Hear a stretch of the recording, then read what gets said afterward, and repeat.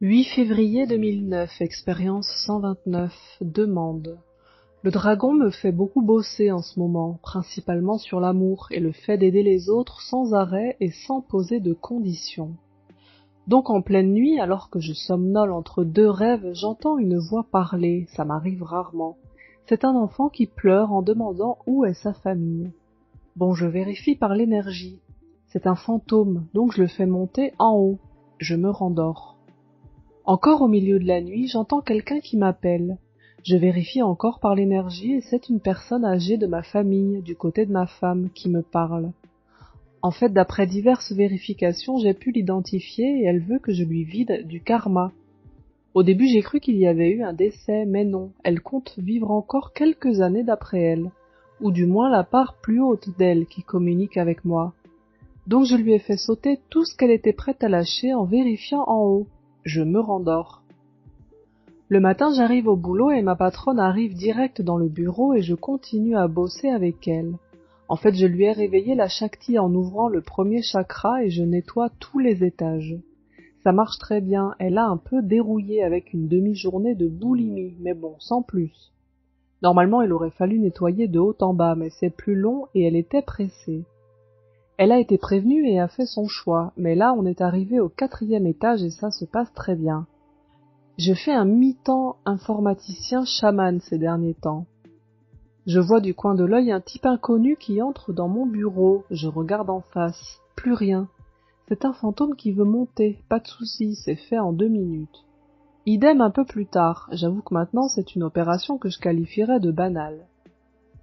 Beaucoup plus étrange, je vois débarquer le commercial au bureau, on discute quelques minutes et puis il part. À peine a-t-il quitté et fermé la porte que je reçois son énergie dans la tête. En fait, il me demande de l'aider par télépathie, du moins une part plus haute de lui, parce que lui, il ne croit vraiment en rien, et je ne me risque même pas à lui parler d'esprit. Donc je sollicite son double du futur pour confirmer. En fait, il ne veut pas que j'utilise de paradoxe temporel sur lui, mais il veut que je soulage un de ses problèmes. Opération bizarre, mais en suivant les instructions de l'archange Gabriel, il semble que l'opération énergétique soit bonne.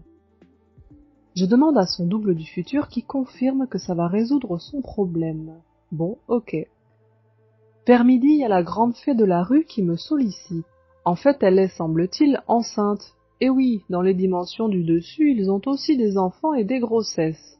Et elle veut savoir si le dragon veut bien faire une opération spéciale sur elle où je dois fournir l'énergie. Je n'ai pas compris plus, mais au point où j'en suis, je demande au dragon qui est ok.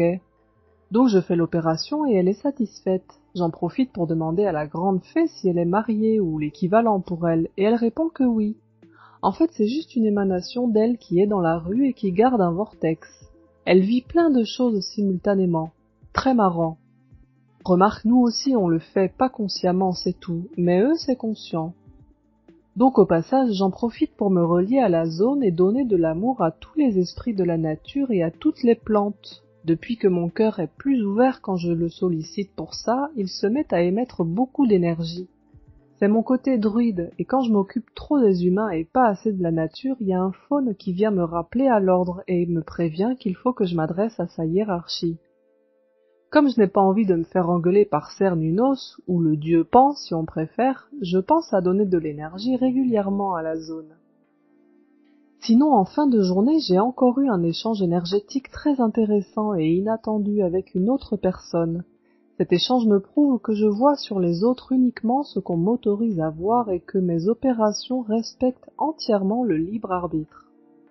Donc à un certain niveau, ça me rassure, même si je reconnais que là-haut, ils me l'ont dit plein de fois. Sinon, du coin de l'œil, j'ai vu une soucoupe volante énorme au-dessus de la ville. J'ai checké, extraterrestre positif. J'ai fait un petit coucou et ils m'ont dit qu'ils patrouillaient dans la dimension du dessus. Normal, quoi. Pour ceux que ça intéresse, c'est bien la fameuse armée de lumière qui nous surveille et nous aide. J'entretiens les bonnes relations parce que je leur demande souvent de m'aider pour nettoyer les gens. Bon ben voilà à quoi ressemblent mes journées.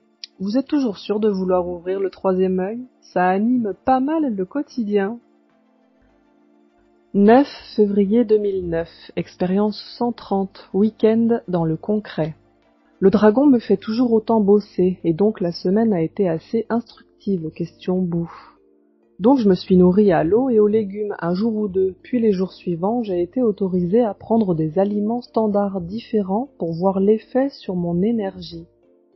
C'est hallucinant, si je bois un café, ça handicape l'écoute des esprits au niveau du coronal. Si je mange du sucre raffiné, ça bouffe toute l'énergie du feu. Si je bois de l'alcool, idem. Il y a du sucre raffiné partout dans les aliments transformés, c'est dingue. La viande provoque des contre-coups également, mais je les ai pas encore bien identifiés. Donc à part l'eau claire et les légumes, il n'y a rien qui ne pose problème au niveau énergétique. Étonnant, on se demande comment nous en sommes venus à nous nourrir avec des aliments aussi inadaptés. Mais bon, maintenant il faut faire avec, en limitant au plus souvent ce qui sort des légumes et de l'eau. S'il y a une carence, on la compense en mangeant l'aliment adapté, mais le moins souvent possible. Bon, inutile de dire que c'est pas gagné, mais j'avance tranquillement sur la question. Ça va beaucoup mieux quand même. Samedi, travaux dans le jardin avec Pascal. Assez dur pour moi, parce que ça a fait remonter plein de choses à lâcher sur la création dans le matériel. Un truc qui bloque chez moi.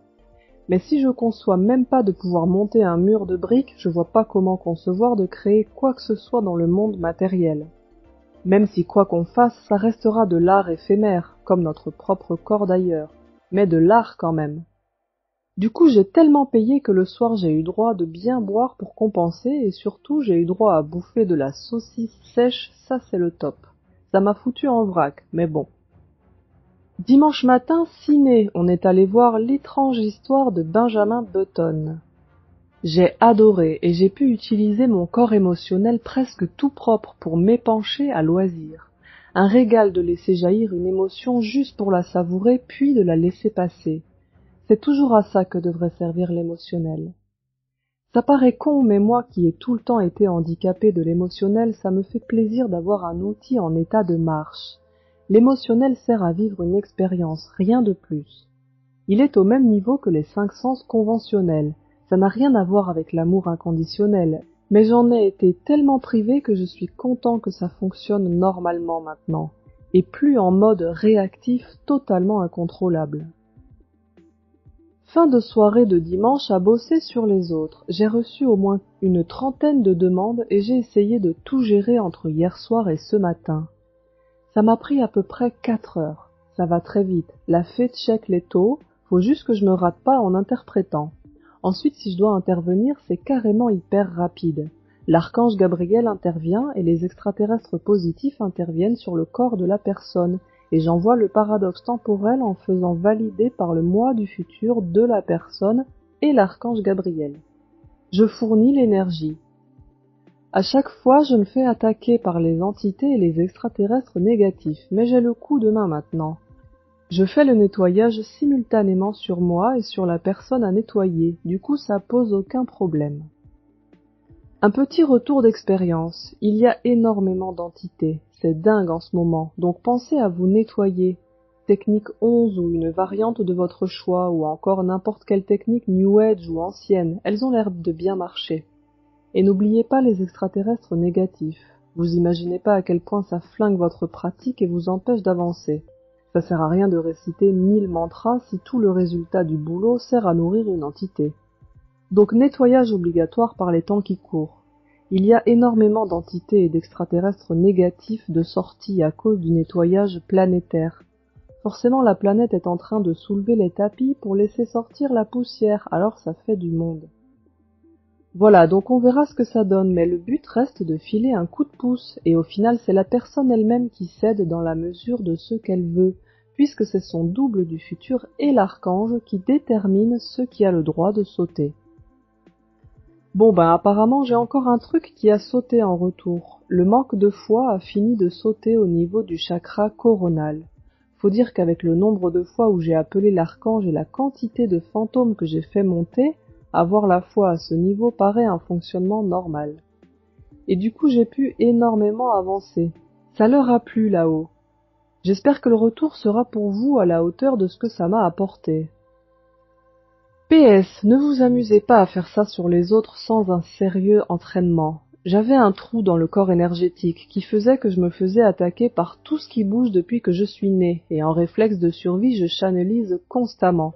Donc j'ai jamais aucun contre-coup, mais je suis une sorte de vétéran à ce niveau. En fait, ce qui était un handicap pour moi, qui m'a presque conduit à l'autisme, m'a apporté une compétence totalement improbable, celle de channeliser de manière continue d'en haut et de nettoyer tout ce qui bouge. Donc ce qu'on croit être un handicap sur quelqu'un au départ est peut-être bien un choix qui est fait à plus haut niveau pour développer un talent improbable en compensation, peut-être pour cette vie ou une autre, à garder à l'esprit à chaque fois qu'on voit un handicapé ou qu'on constate un handicap chez soi.